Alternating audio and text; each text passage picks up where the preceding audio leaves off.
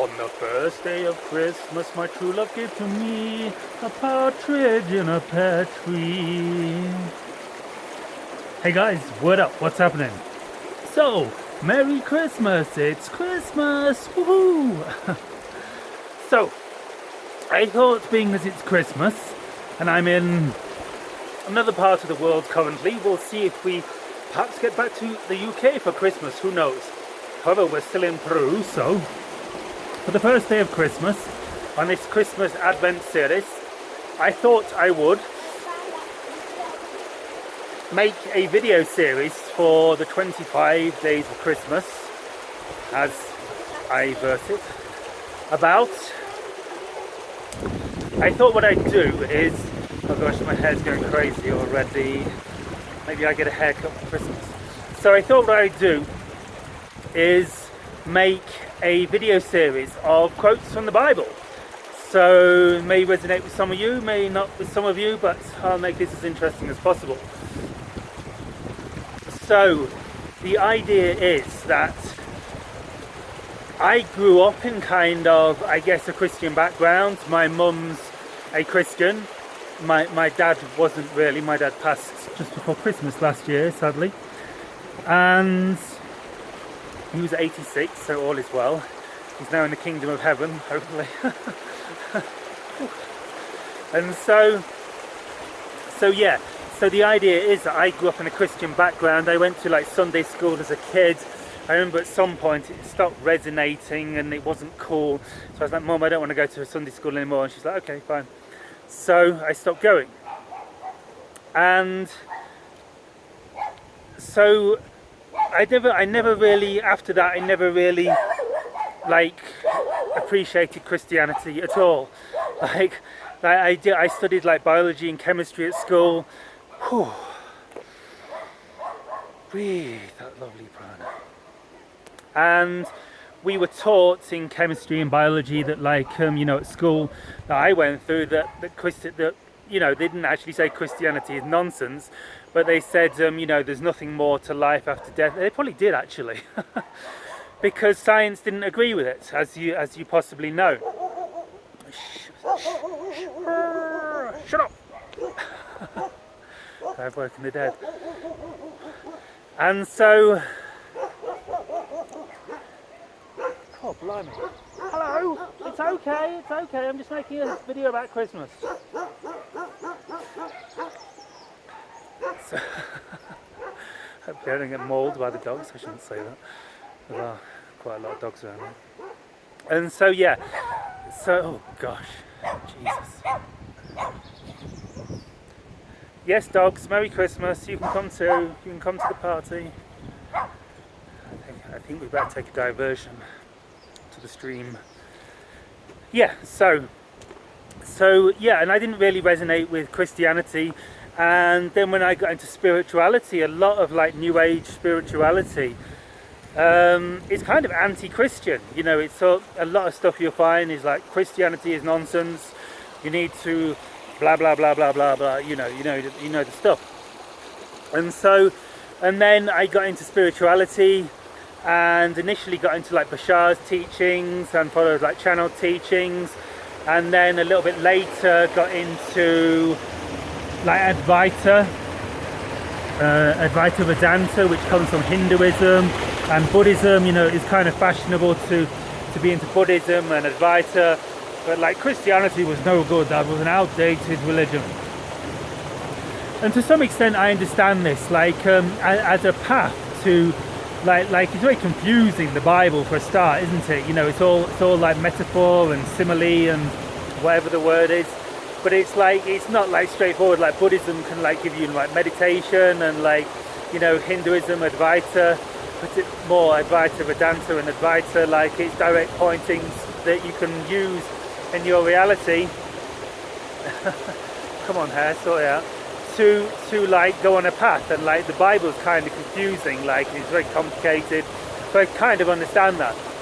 And however, as I started to go through a spiritual transformation, and particularly more recently as like my awakening deepens and I get deeper states of God consciousness, source consciousness awakening within me, through this vehicle, it becomes clear that like what Jesus was talking about, the wisdom of the Bible, is like very, very relevant. And like I see more and more like stuff that used to make no sense in the Bible, like one being cut off from the vine, and like passing through the eye, a camel passing through the eye of a needle, which we're going to get to in a minute.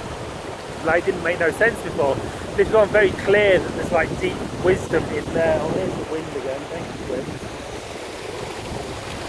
And so, hide behind a tree. I'll put the camera there. Maybe we're good. Okay, so what I'm going to do is over the next 25 days for my Christmas Advent celebration, and a partridge in a pear tree, I'm going to pick a quote from the Bible, and it's better here. Hopefully that's out. The heavens are shining on me. And I'm going to pick a quote from the Bible and attempt to give my definition of it. So today's quote is, and I talked about it a bit in my recent video titled Tapping into Future Selves to Create Epic Realities. However, I got it badly wrong and made a correct kerfuffle of it. So I've looked up what the actual quote is, and the actual quote is, and I say to you again, oh, I should have remembered who it was. So embarrassing. So I think it was John, because of course Jesus didn't actually say anything in the Bible. Because interesting facts. Number one. So I can't remember who was it. Was it Matthew? Was it John? I can't remember. But one of the verses in the Bible is, and I say unto you again, it is easier for a camel to pass through the eye of a needle than it is for a rich person to enter the kingdom of God. And again I say unto you, it is easier for a camel to pass through the eye of a needle than for a rich person to enter the kingdom of God. And so my interpretation. So the idea is that if you're a rich person, you're going to struggle to like let go of everything, because the idea of like awakening, self-realization, enlightenment, or entering the kingdom of God, as they call it in the Bible, is that you're entering into a state of pure awareness where you're just a pure focal point of consciousness, like an aspect of source consciousness, experiencing the present moment, not thinking about the past or the future. The idea is that, as many Eastern teachings say, and what this teaching is pointing to, is that the mind, the physical mind, that our thought processes, our thought streams, are what block us from entering the kingdom of heaven, what block us from entering enlightenment, awakening, because they are kind of the opposite of the awakened state. So the awakened state is like just a sense of pure awareness, where you're literally just, it doesn't necessarily have to be a silent mind, but just imagine it as a silent mind. You have no thoughts, and you're just aware of what's occurring in the present moment. You're just aware of this situation. You're aware of what's happening, aware of the winds, the leaves, the beauty of nature, our breath, just the very simplicity of what's occurring in the present moment. And when we're lost in our minds, when we're thinking, oh no, to be happy I need to get all my bills paid and make some more money and get a good girlfriend and get a nice house and get a nice car and just get this assignment at work finished and blah blah blah. Well, whenever we're thinking about anything, we're struggling to enter the present moment, as Eckhart calls it, and Eckhart enter into emptiness and alert awareness of the present moment, which is the enlightened, awakened state. Just a very alert awareness of the present moment. And so if we're rich, we will struggle to pass through the eye of the needle, which a camel passing through the eye of the needle represents like the idea of someone with a lot of thoughts, a lot of baggage, a lot of burdens. Like a lot of baggage symbolizes a lot of thoughts, a lot of worries, a lot of thoughts about future, a lot of dwelling on the past, worries about the future, and it needs the money and relationships and blah blah blah blah blah. Like the idea is like that when we have all these thoughts, we've got like a lot of baggage on our back, or perhaps like 2 humps on our back, like a camel, and it's very difficult to become very present and very still and aware, because we're very lost in our thought processes and lost in our mind.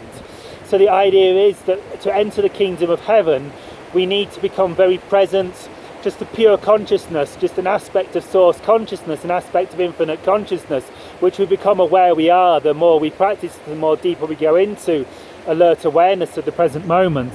And so the kingdom of heaven is here and now, but we're always in the kingdom of heaven.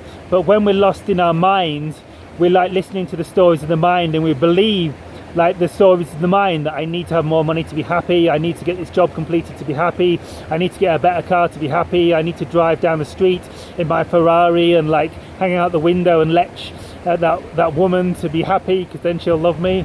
Possibly not, but you get the idea. So passing through the eye of the needle symbolizes being stripped back to pure awareness, like just awareness of the present moment. And if we're rich, it's a lot harder. And this is why Buddhists talk about emptiness, like the Heart Sutra. Form is emptiness, emptiness is form. The idea that emptiness is just pure awareness, just being purely aware of the present moment.